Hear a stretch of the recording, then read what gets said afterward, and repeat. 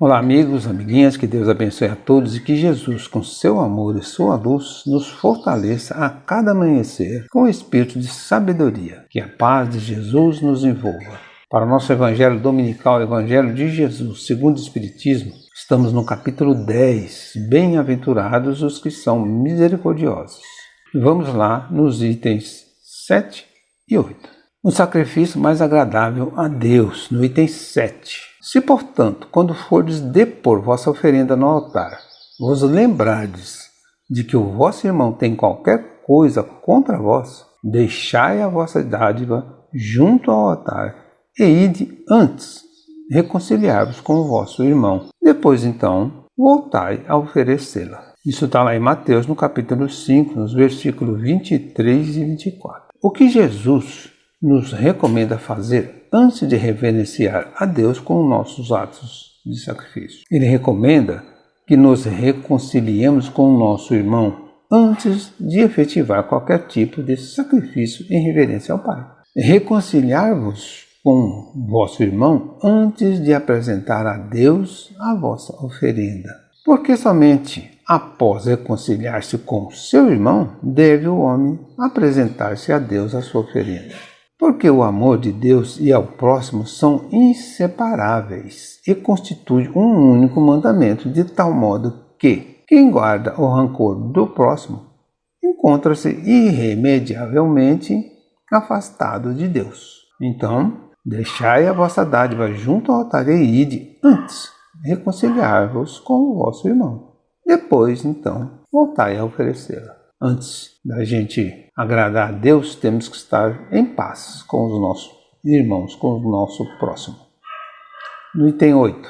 Quando diz de reconciliar-vos com o vosso irmão antes de depor a vossa oferenda no altar, Jesus ensina que o sacrifício mais agradável ao Senhor é o que o homem faça do seu próprio ressentimento, que antes de se apresentar para ser por ele perdoado, precisa o homem haver perdoado e reparado o agravo que tenha feito a algum de seus irmãos. Só então a sua oferenda será bem aceita, porque virá de um coração expungido de todo e qualquer pensamento mau. Ele materializou o preceito porque os judeus ofereciam sacrifícios materiais. Cumpria-lhe conformar suas palavras ao uso ainda em voga.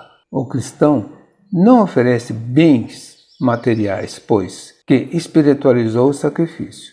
Com isso, porém, o preceito ainda mais força ganha. Ele oferece a sua alma a Deus e essa alma tem de ser purificada. Entretanto, no templo do Senhor deve ele deixar fora todo sentimento de ódio e de animosidade, todo mau pensamento contra seu irmão. Só então os anjos levarão sua prece aos pés do Eterno. Eis aí o que ensina Jesus por estas palavras: deixai a vossa oferenda junto ao altar e ide primeiro reconciliar-vos com o vosso irmão, se quiserdes ser agradáveis ao Senhor. Então, qual o sacrifício mais agradável a Deus? O que o homem faz do próprio ressentimento ao se aproximar daquele a quem ofendeu ou por quem foi ofendido, num ato de humildade e amor. Então, perdoar as ofensas e aceitar também o pedido de perdão de alguém que a gente ofendeu, ou que alguém que nos ofendeu. Aceitar o pedido de perdão de alguém que nos ofendeu. Antes de se apresentar a Deus para ser ele perdoado, precisará o homem haver perdoado e reparado o agravo que tenha feito a qualquer de seus irmãos. Por que Jesus se refere sempre a oferendas? Porque quando da sua passagem na terra, era costume entre os judeus oferecer bens materiais a Deus, como forma de lhe demonstrar respeito e amor. Os judeus ofereciam sacrifícios materiais. Cumpria-lhes conformar suas palavras ao uso ainda em voga. Então Jesus colocou esse assunto para o uso naquele tempo. Em nossos dias, ainda oferecemos a Deus sacrifícios materiais? Não. Hoje,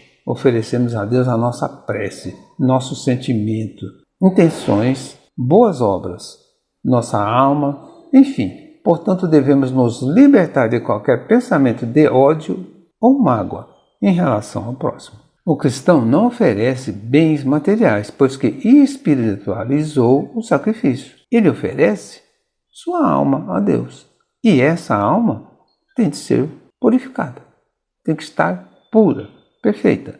Por que é tão difícil aproximar-nos do nosso irmão em busca de reconciliação? Porque esta atitude exige renúncia, desprendimento, humildade, virtudes frontalmente contrárias ao egoísmo, orgulho e vaidade que ainda carregamos em nós. Sejamos a cada dia operários da harmonia e da concórdia, removendo desentendimentos, eliminando rancores e construindo a paz. E se o nosso irmão estiver diante de nós, de sorte que não possamos nos aproximar dele, resta-nos pedir a Deus por ele, pela sua felicidade e bem-estar, pela sua paz e progresso, pois para a oração não existe distância. Só a incompreensão e o desamor separam os homens. A boa vontade e o amor os aproximam a despeito das distâncias materiais. Então, quando a gente quer pedir perdão e a gente não consegue encontrar ou chegar perto do nosso próximo, ou ele não aceita, ou ele está desencarnado, a gente pede a Deus, como diz aqui, por ele. Faz uma oração por ele. E essa oração, como diz o texto, não existe distância, vai atingi-lo aonde estiver. O fato de nos recolhermos em prece num templo religioso ou em outro lugar qualquer nos aproxima de Deus? Nem sempre.